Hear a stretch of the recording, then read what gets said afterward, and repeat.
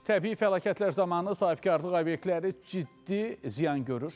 Bəzi hallarda dəyəri yüz minlərlə hesablanan bu zərərlər obyektlərin əmlak sığortasının olmamasına görə kompensasiya ilə qarşılanmır. Mövcud vəziyyət isə iri ticarət mərkəzlərində sığorta məsələsini yenidən gündəmə gətirir.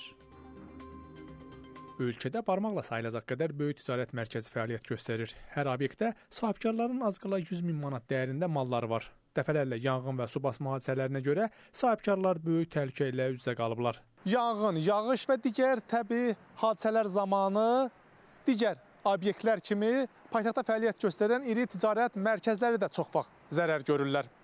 Ancaq bu zərərin qarşılığını bu ticarət mərkəzlərində işləyən sahibkarlar kompensasiya şəklində sığorta şirkətlərindən ala bilmirlər. Səbəb isə burada fəaliyyət göstərən böyük mağazaların sığortasının olmamasıdır. Sığortasız obyekt işlətməyin təhlükəsindən burada obyekti olan sahibkarlar illərdir xəbərdardılar. Dəfələrlə yanğına və su basmaya görə ziyan görmüş və fövqəladə təhlükələrlə üz-üzə qalan sahibkarlar hər dəfə belə hadisələrdən sonra yüz minlərlə zərər görür. Lakin sığorta müqaviləsi olmadığı üçün dəymiş ziyanı kimin qarşılayacağını belə tapa bilmirlər.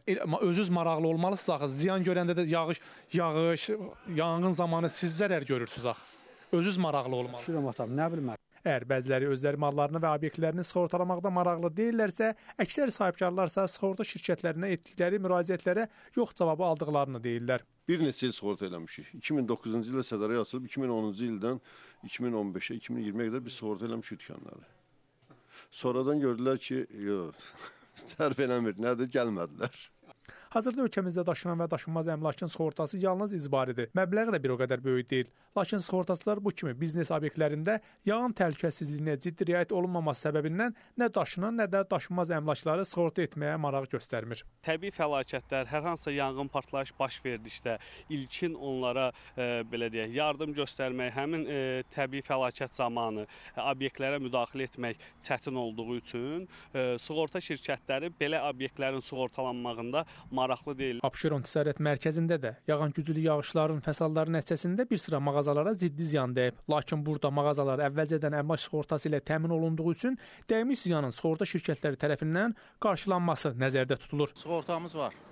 Sığortamız var, müraciət eləmişik, indiki yaxınlaşmalıdırlar. Yanda idi, ancaq rəhbərlik tərəfindən əlaqə saxlanıldı bizə. Deyildi bizə ki, aradan qaldırılacaq, yəni bu dəymiş ziyan ödəniləcək. Bizdə dükanımız sığorta olunub.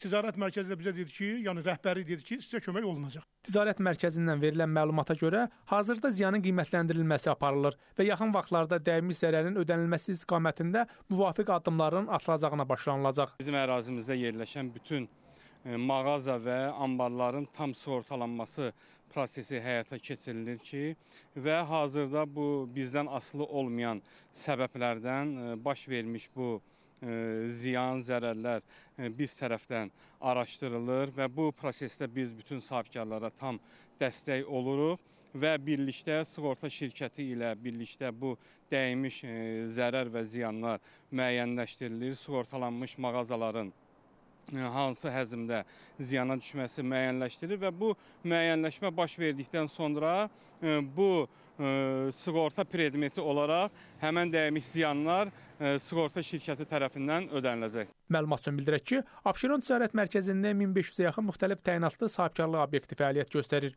Güclü yağış bu ticarət mərkəzində yalnız bir neçə obyektə ziyan vurub.